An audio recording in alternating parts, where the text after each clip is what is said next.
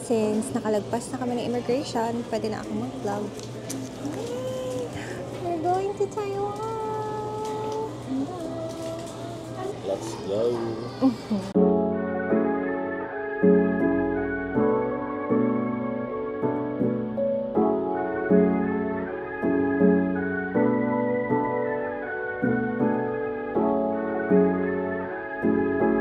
First time in Taiwan. I'm so excited. And meron pang 3 hours before our flight. Breakfast na natin. Happy breakfast, love! Yes, sir. Meron pa kaming 2 hours bago ng flight namin to Taipei. Sinadya ko talaga na mag-early kami. Mga siguro ilang hours tayo early? 3-4 hours, diba? Kasi as an overthinker, akala ko matagal ang immigration sa NAIA. Pero in fairness, ang bilis niya. And konti lang ang tanong sa akin.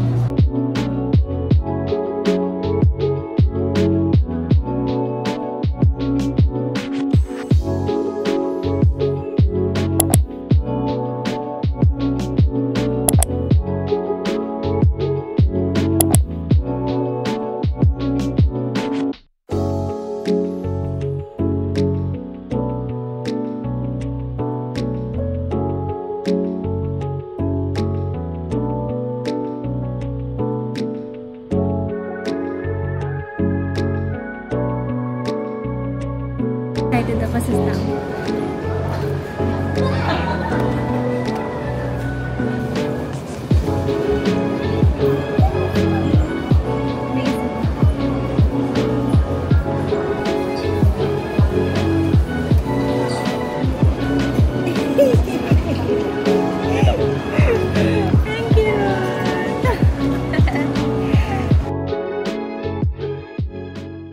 Finally here in Taiwan, Taipei. Pero namali yung namin, train station namin kasi 'di ba yung makikita mo sa mga videos na from the Taiwan airport pupunta kayo ng platform A18 kasi doon yung high speed rail. Hindi na pala yun siya Taipei station, kundi Taiwan station na siya, yung A18. So namali yung book ko ng high speed rail HSR na ticket. Ang nabili ko is Taipei to Taichung. Buti na lang mabait sila. And change nila yung ticket namin to Taiwan station. So, ganito na siya. Meron ng correction nila. So, if galing kayo ng airport, tapos pupunta kayo ng A18, ang dapat na HSR ticket na i-book nyo dun sa Klook is dapat yung Taiwan, hindi Taipei na departure. So yeah, waiting na lang kami sa may 11:43 na HSR going to Taichung, and then we're going to spend 2 days there. And happy ako sa aking stamp. Bakit ako gusto ko pakita? Ito yung stamp book na nabili ko sa Klook. Actually, kung saan kayo kukuha ng EC card. Diba sa Klook, merong kukuha ng EC card, merong SIM card. And meron na ding option na mag-add on ng stamp book. So, mas maganda na mag-add on na kayo ng stamp book. Kasi every station meron silang free stamps. And then, hindi siya pwede na doon ka na sa station bibili. So, dapat nakabook ka talaga ng naka-reserve ka talaga or nakabuy ka talaga ng stamp book mo sa Klook. Pero, yeah. And I'm so happy. Mga 427 ata to, diba? 427 pesos yung stamp book. Pero, ang cute, ang saya makita yung mga stamps.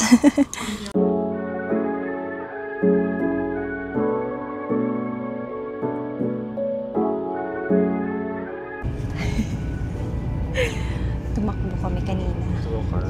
Papunta sa cable car 8. Kasi doon kami sa 2 nakatambay. Akala namin anywhere ka lang. Pero meron pala siyang car 8. Dapat kami seat 12. Tapos nandun kami sa cable car 2.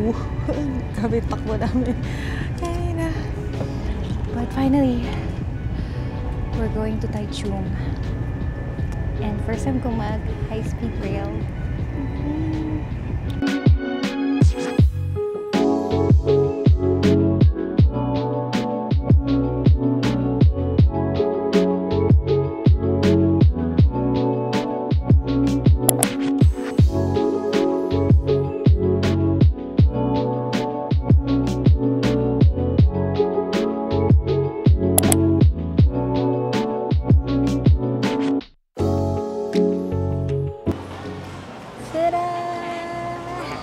As of now, ang weather dito, mainit din.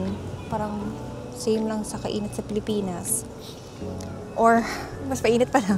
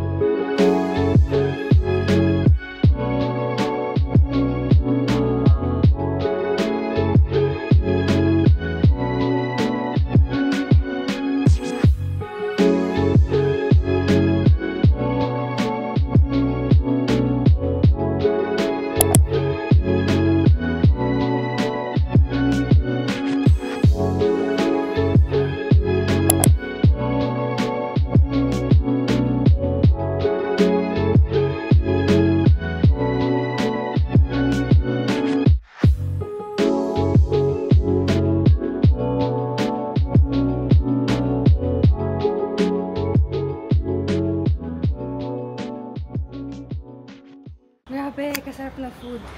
Kaya talaga siya Michelin star. Tapos, for a Michelin star na restaurant, mura siya. Like, affordable. Parang almost same lang sa PH, pero Michelin star na siya na restaurant. Sarap. Pati gulay, masarap. Next stop, yung original Chun Shui Tang, kung saan nag-start yung milk.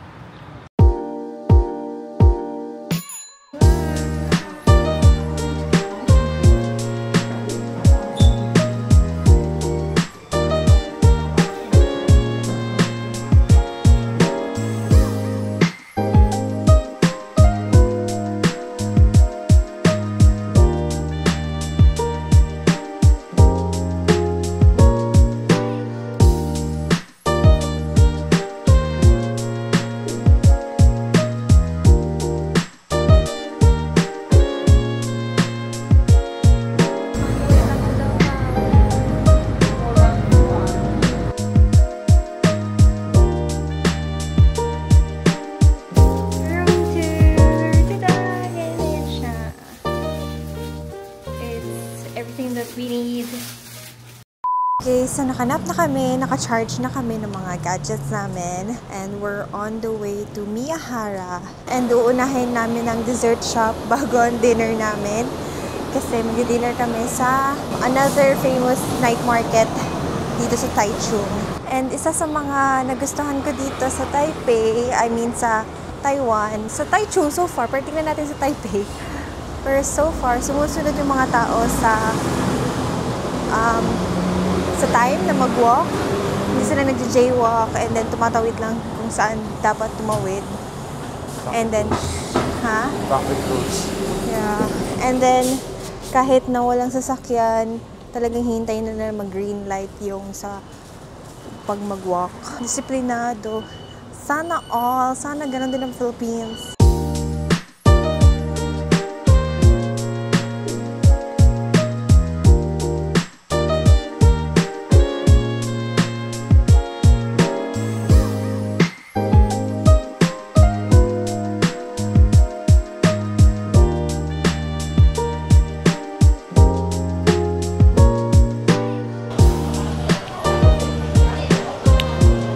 Sarap.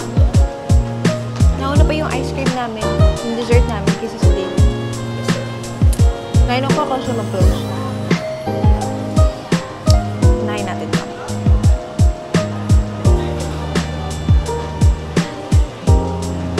Sarap.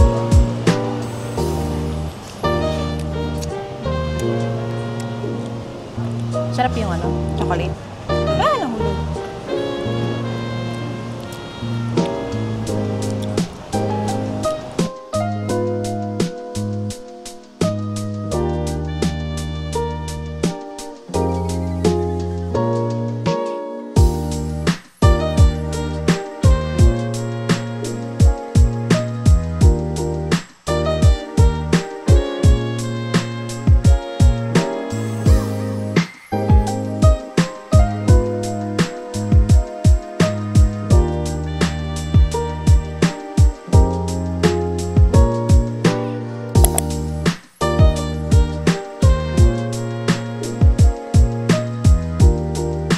Dito na kami sa Yijiong Night Market, busy street, busy night market. Tapos nakapila na kami para dun sa Angel Fried Chicken.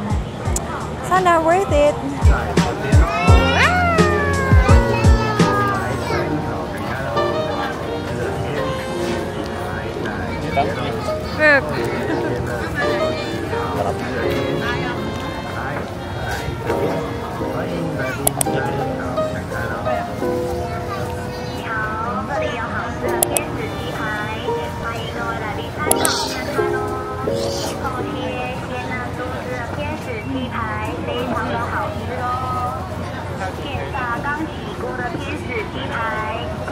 Init? Ay, may buto pa pala.